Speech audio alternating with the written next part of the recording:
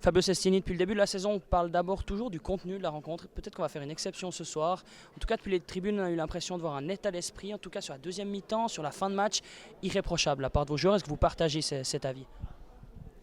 Oui, mais c'est un état d'esprit qui est notre caractéristique depuis le début de la saison. En plus, notre jury, c'est notre identité.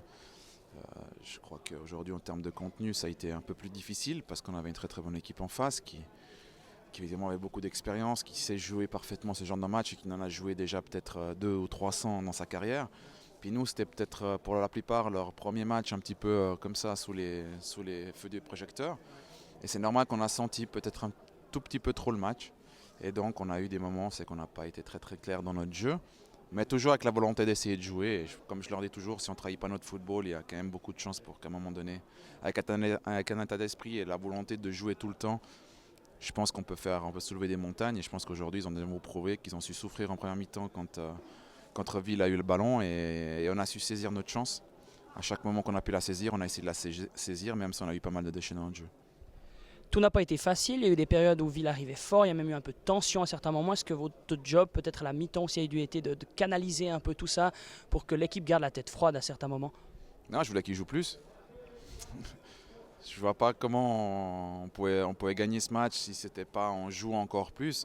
Et c'est vrai que je leur ai dit que voilà, que c'était un match qui était comme ça, on a vu. Hein, ils se faisaient très pressants aussi vers l'arbitre.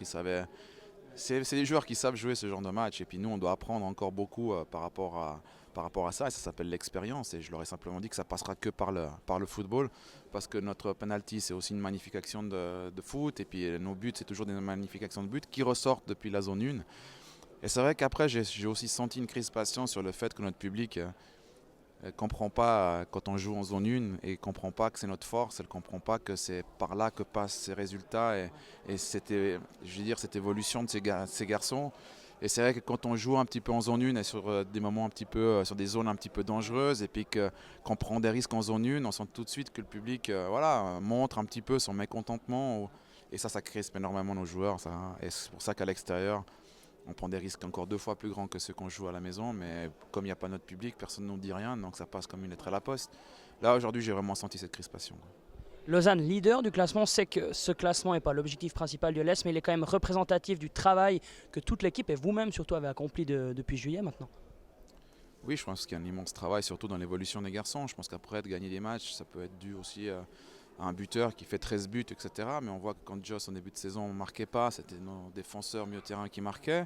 Après, Joss faisait que de marquer. Et puis, alors, effectivement, on continue à gagner des matchs. Puis après, on a vu que c'était maintenant que ça s'équilibre un tout petit peu. Donc, je pense que surtout, c'est l'évolution de plein de garçons comme Nouma, comme Jetta, comme Custodio, comme Ming. Il y a les Jordan Lotomba, Dizekiri qui sont en train de venir derrière.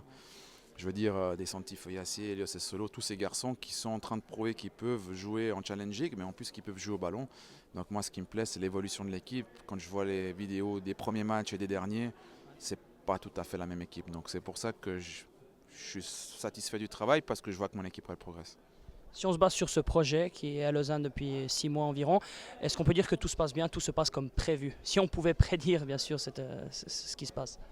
Bon, je pense que ça se passe un petit peu mieux que prévu parce qu'on va un petit peu trop vite sur les temps qui étaient celui dicté par le club. C'est-à-dire que cette année, c'était une année de transition, c'est qu'on essayait de faire quelque chose d'un petit peu différent. Et que voilà, on savait qu'on allait avoir des moments difficiles. Il y avait beaucoup de doutes sur l'équipe parce qu'il y avait beaucoup de joueurs qu'on ne savait pas quel allait être en fait son rendement.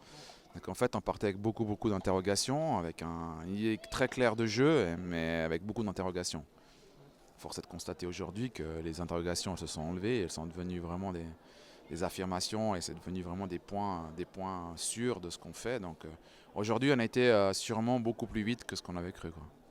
On arrive à l'hiver, est-ce que vous êtes satisfait de l'effectif que vous avez à disposition? C'est peut-être un peu trop tôt pour le dire, pardon, mais est-ce qu'il y aura du mouvement cet hiver? Non, il y aura du mouvement, mais ce sera toujours dans notre ligne. Je crois qu'on a un contingent qui est assez court.